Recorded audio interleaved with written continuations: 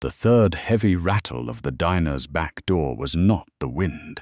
It was the desperate, dragging weight of a body, giving out against the frosted aluminum frame.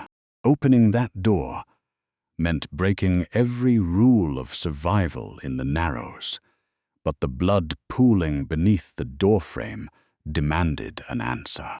The rusted exhaust fan of the Rusty Spoon hummed a miserable grinding tune against the brutal Buffalo blizzard outside. Route 5 had been completely shut down for hours, buried under 2 feet of relentless lake-effect snow that turned the city into a frozen graveyard. Faye Miller stood behind the grease-stained counter, her hands raw and blistered from scrubbing the ancient Garland commercial range with a wire brush. The diner was dead empty. It was always empty these days. At 26, Faye was the sole owner of a failing inheritance, a suffocating anchor of a restaurant located at 412 East Oakhaven Road that bled money faster than she could pour coffee. She wiped the sweat from her forehead with the back of her wrist, staring at the meager pile of faded bills resting in the open register drawer. Exactly $114.25. It was a pathetic, insulting fraction of the $4,100 she owed Vince Corland by Friday. Vince was not a bank. He was a debt collector for the Navarro cartel. A man who broke fingers before he bothered asking questions. And he used to be the man who claimed he loved her. Now he was the monster waiting to take the only thing she had left in the world. Faye slammed the register drawer shut, the metallic clatter echoing sharply in the desolate dining room. She reached for the heavy iron ring of keys to lock the front deadbolt when the sound hit. It was a wet, sickening thud against the rear alley door, followed by the awful scraping of fingernails clawing at the corrugated metal. Faye froze, her heart slammed against her ribs like a trapped bird. The alley behind the diner was a notorious dead zone, a place where the city's worst predators conducted their business in the shadows of overflowing dumpsters. The neighborhood rule was simple. When you heard a noise in the dark, you turned off the lights, locked the doors, and prayed they moved on. But the scratching continued, growing weaker, more desperate. Then came a low, agonizing groan that cut right through the howling wind.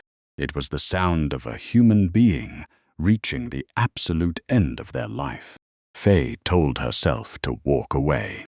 She told herself that Vince was already looking for a reason to hurt her, that opening her door to the violent night was a death sentence.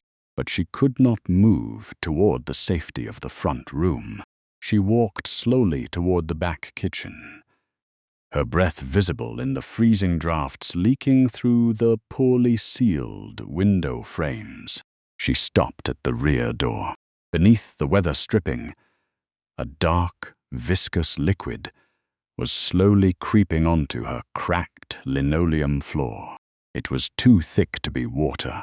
The sharp, unmistakable stench of hot copper filled the cramped kitchen space. Before her terror could override her conscience, Faye threw the deadbolt and yanked the heavy metal door inward. The howling blizzard screamed into the kitchen, bringing with it a mountain of snow and the massive, collapsing weight of a man. He fell directly onto the linoleum with a heavy, sickening impact, his body completely limp. Faye gasped, stumbling backward as the freezing wind whipped her apron around her legs. She quickly grabbed the door handle, fighting with all her meager strength to pull it shut against the gale. When the latch finally clicked into place, the sudden silence in the kitchen was deafening. Faye dropped to her knees beside the stranger. He was huge, heavily muscled, and clad in a ruined, shredded tactical vest over a tailored black dress shirt that was entirely soaked in blood. His face was a bruised, battered landscape of violence, but his features were strikingly sharp. His hair was dark and matted with freezing rain and crimson, his jaw locked in a rigid expression of pure agony. He was shaking violently, his lips a terrifying, oxygen-starved shade of blue. Faye let out a trembling breath, her hands hovering over his ruined chest. He had been shot twice, once in the left shoulder and another grazing his rib cage, leaving a horrific, ragged tear in the fabric of his shirt. But it was not the bullets that were killing him right now. It was the cold. His skin was like ice, completely devoid of warmth. The hypothermia was shutting his organs down right in front of her. Faye knew she could not call an ambulance. The snowplows had not touched the east side, and emergency services were completely paralyzed by the storm. Even if they could make it, a man dressed in tactical gear with multiple gunshot wounds meant police. And police meant Vince would find out. She was drawing attention to the diner. She had to get him warm, and she had to do it immediately. Faye scrambled to her feet, her boots slipping slightly on the bloody floor. She ran to the ancient Garland stove. Heating oil was the most expensive utility she had, a luxury she heavily rationed, keeping the diner just barely above freezing to save pennies. With trembling hands, Faye cranked all 6 commercial gas burners to their absolute maximum. The heavy iron grates roared to life in a blinding circle of blue and orange flames, instantly throwing a wave of intense, dry heat into the freezing kitchen. She rushed into the cramped back office, dragging out her own threadbare sleeping bag and the only 2 heavy wool blankets she owned. She threw them onto the floor right beneath the roaring stove. Then came the hardest part. Faye crouched beside the massive stranger, grabbing him by the shoulders of his ruined vest.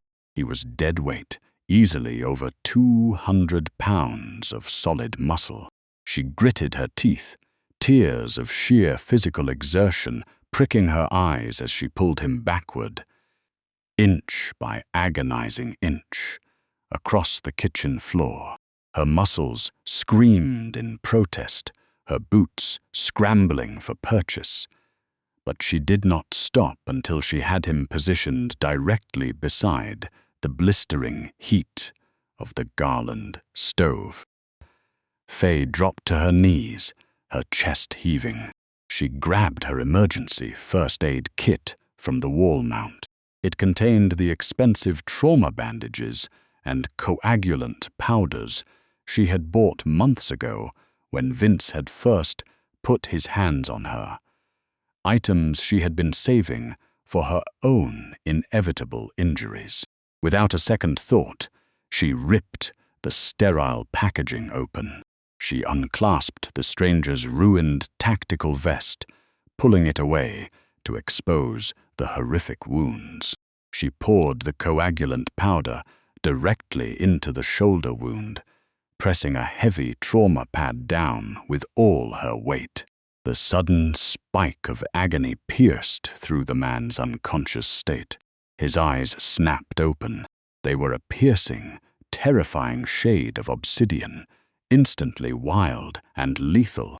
His massive hand shot upward, his fingers clamping around Faye's throat with the crushing force of a steel vice. Faye choked, dropping the bandages, her hands desperately clawing at his thick wrist. "Do not The stranger rasped, his voice a broken, gravelly whisper that vibrated with terrifying authority. "You are bleeding to death." Faye choked out, staring directly into his lethal, unblinking eyes. "I am trying to stop it." I turned the stove up. "You are freezing. Let me help you." The man stared at her face, reading the absolute lack of deception in her terrified eyes. He looked up at the roaring blue flames of the commercial stove, feeling the blistering heat radiating against his ice-cold skin. Slowly, the murderous tension drained from his arm. His grip loosened, and his hand dropped heavily to the floor. His eyes fluttered shut, his breathing turning incredibly shallow. "Do not let the ice take it," he muttered, his mind rapidly slipping back into delirium. "Matteo, I cannot feel my hands. Do not let the ice take him." "I will not," Faye whispered, her voice shaking, as she resumed putting pressure on his wounds. "I am right here. The fire is right here." For the next 6 hours, Faye Miller fought a desperate war against the cold and the blood. She sat on the hard linoleum floor, her back pressed against the lower cabinets, feeding the 6 burners of the Garland stove, until the kitchen felt like a furnace. She changed the soaked bandages every hour, using up every single piece of medical gauze she owned. She brewed a massive pot of black coffee and managed to coax a few swallows of the boiling liquid past his pale lips. Through the darkest hours of the night, the stranger trembled violently, trapped in a nightmare of freezing metal and unbearable loss, constantly whispering the name Matteo.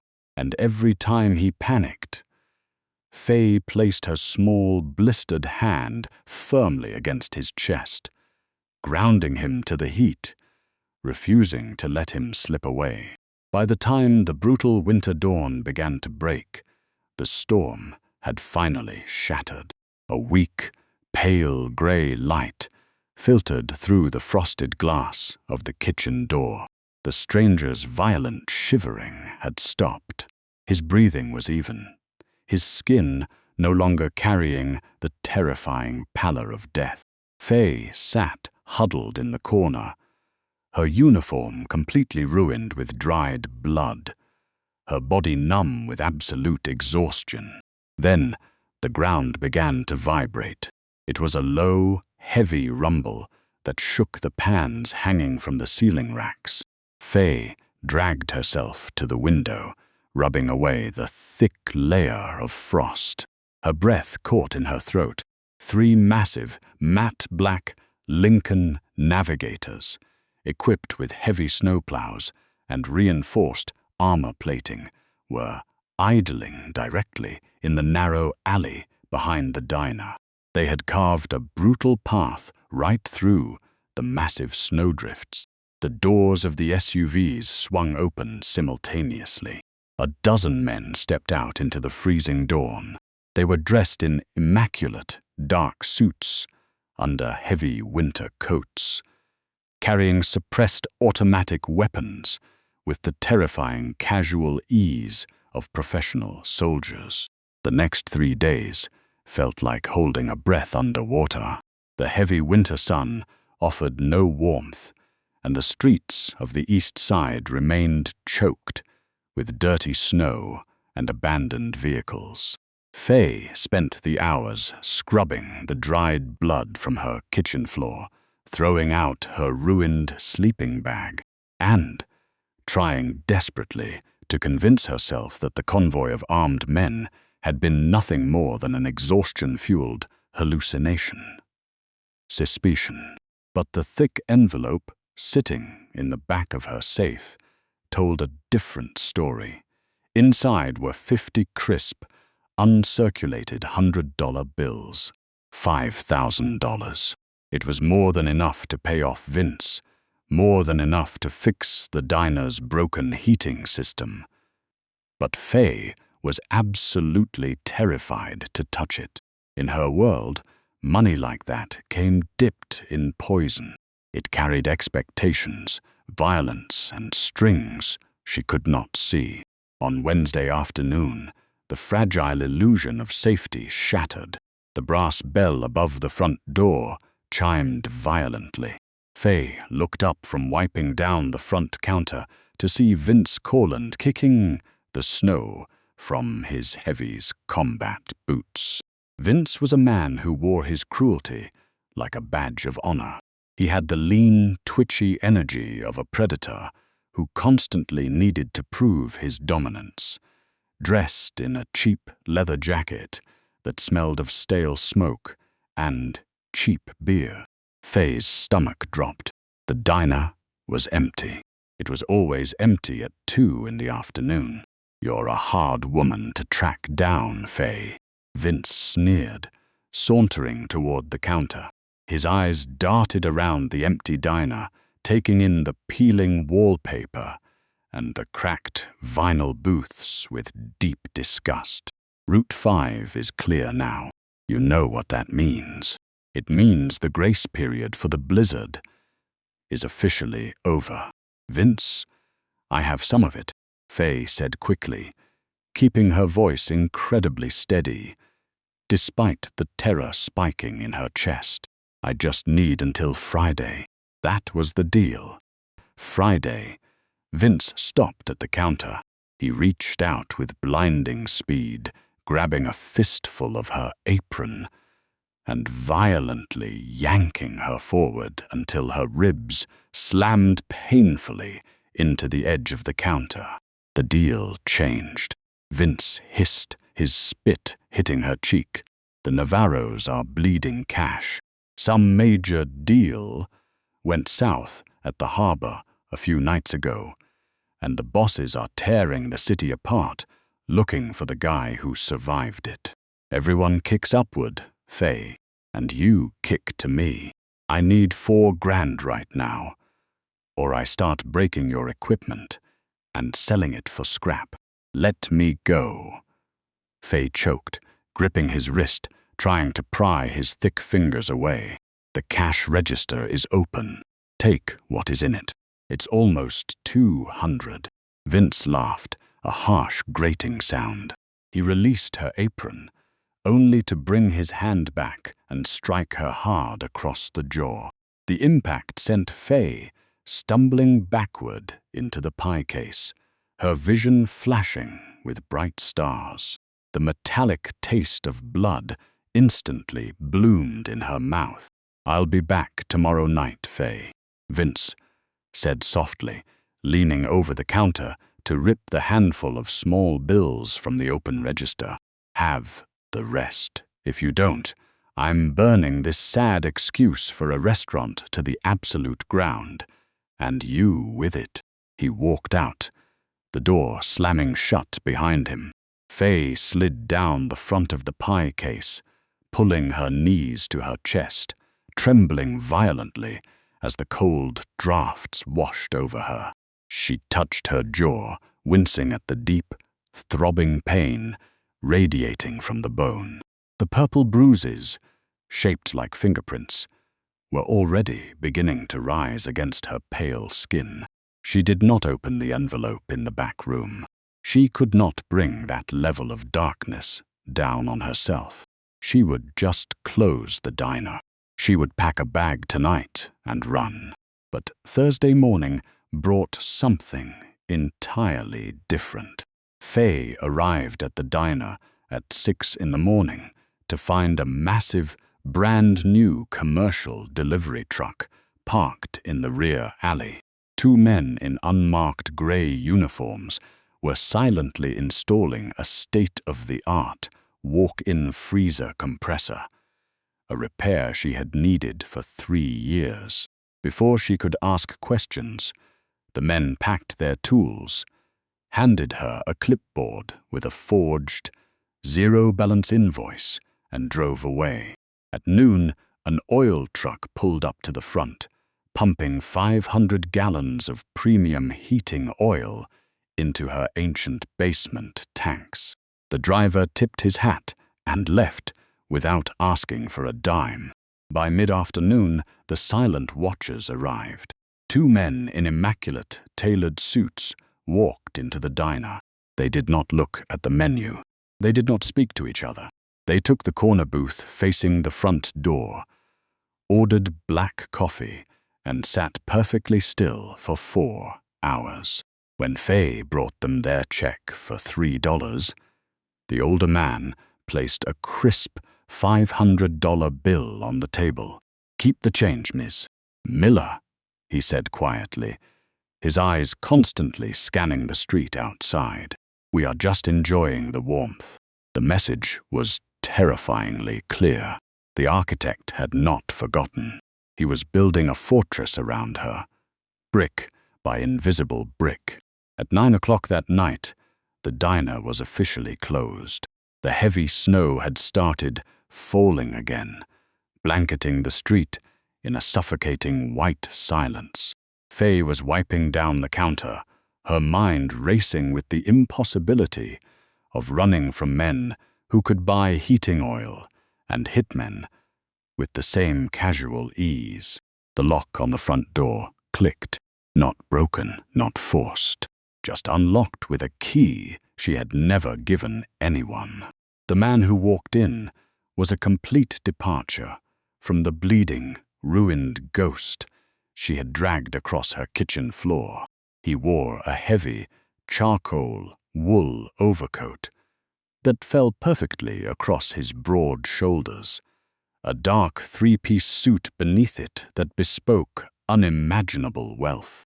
His dark hair was neatly styled, and the brutal bruises on his face had faded to a dull yellow beneath his sharp cheekbones.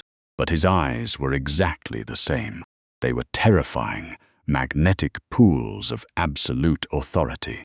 Cassian Moretti walked into the Rusty Spoon and brought the entire criminal weight of the city in with him. Faye stood frozen behind the counter, her breath catching in her throat.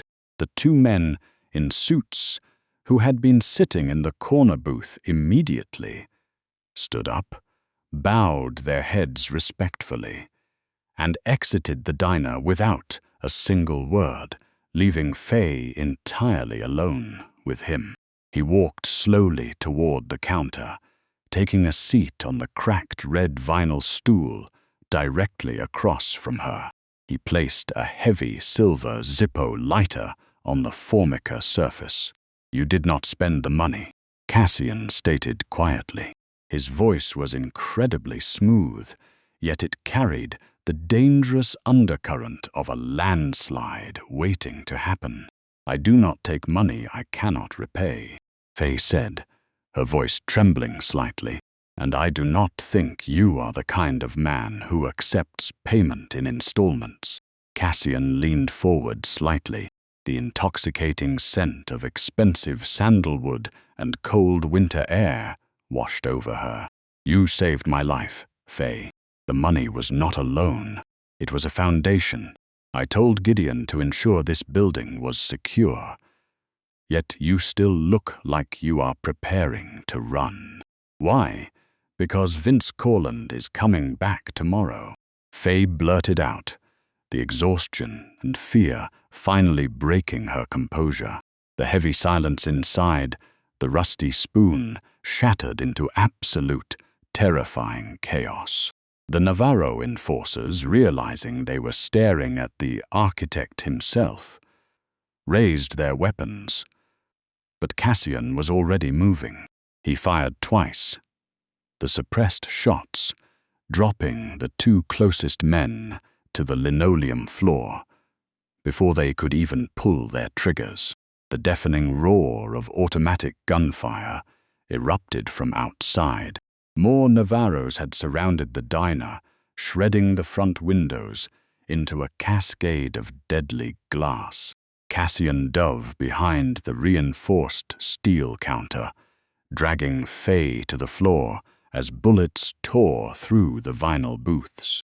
But Vince Corland was closer. Driven by the sheer panic of a rat cornered in a trap, Vince lunged through the debris, grabbing Faye by her hair and hauling her violently upward.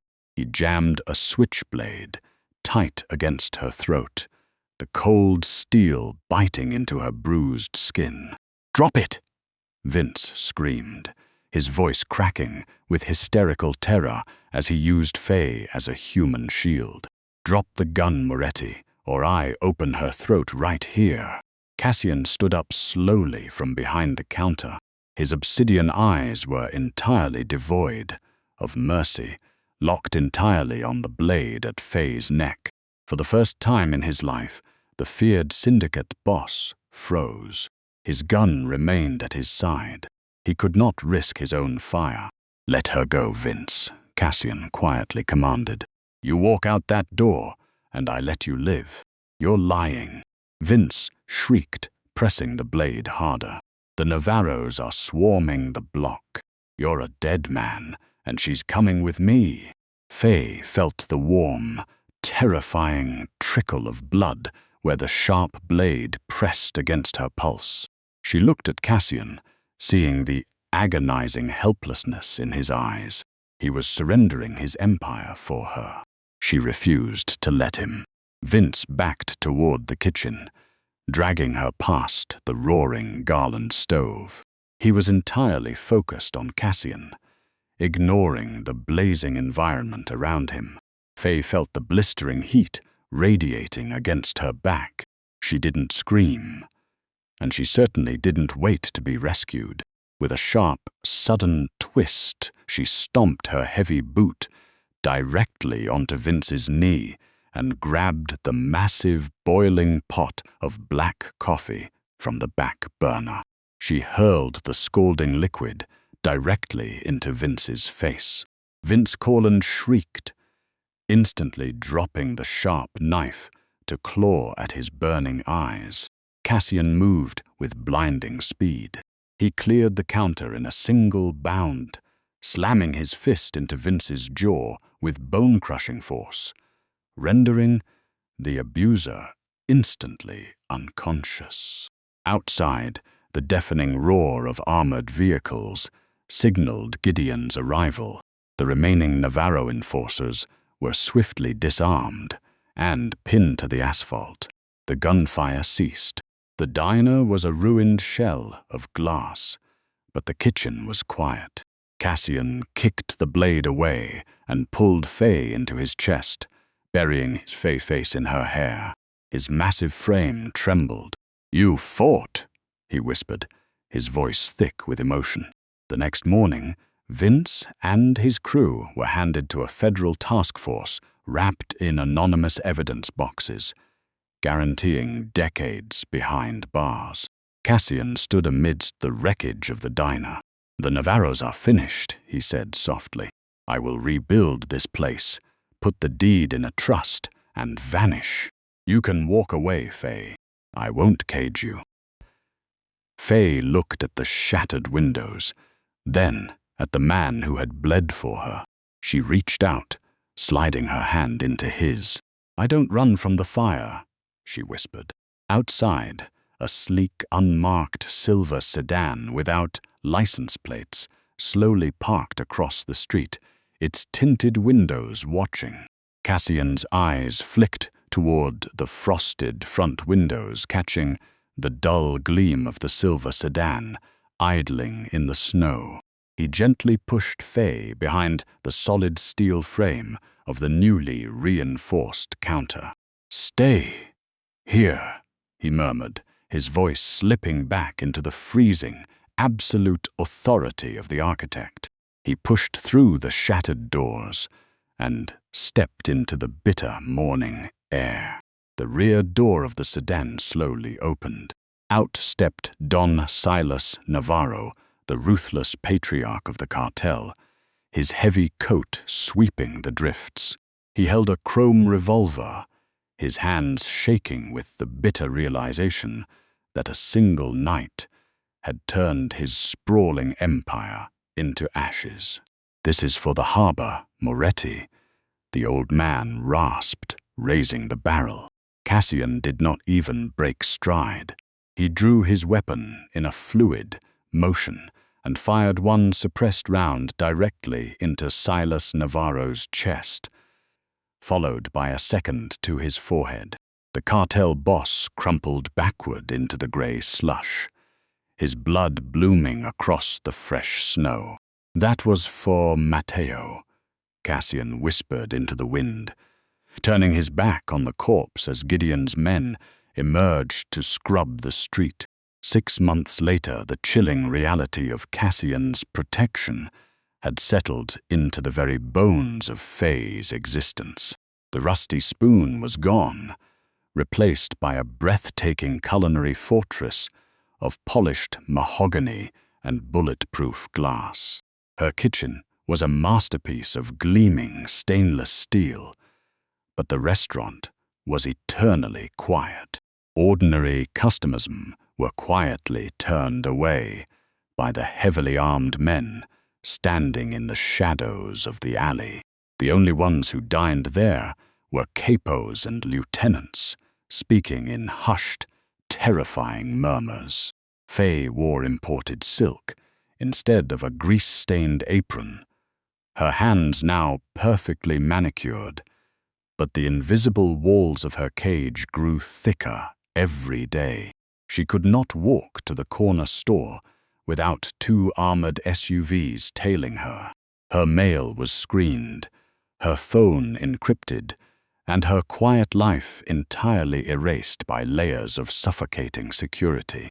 She had traded the violent terror of poverty for the embrace of a king, becoming an untouchable queen who could never simply walk out the front door alone again. On a quiet Tuesday evening, after Cassian's men had locked the outer perimeter, Faye stood alone at the counter, wiping down the flawless marble. The heavy brass lock clicked softly, yielding to a key that should not exist. A tall man slipped inside, brushing snow from his dark overcoat. He had wild, unkempt hair and a long, jagged scar cutting across his pale cheek. He ignored the closed signs and sat directly at the counter, placing a heavy, tarnished silver ring on the marble surface. Faye's breath hitched. It was an exact match to the one Cassian wore on his right hand. The stranger offered a thin smile that did not reach his cold eyes. "Tell Cassian," the man whispered, his voice a chilling echo of a ghost supposed to be buried at the harbor, that Mateo never liked the cold. Did this thrilling Mafia romance keep you perfectly hooked? If you loved the intense twists, the high-stakes survival, and the undeniable chemistry between Faye and Cassian, hit that like button and share this story with someone who needs to hear it. Don't forget to subscribe to our channel and ring the bell so you never miss another dramatic tale. Drop a comment below. What would you do if a dangerous, bleeding stranger collapsed at your door?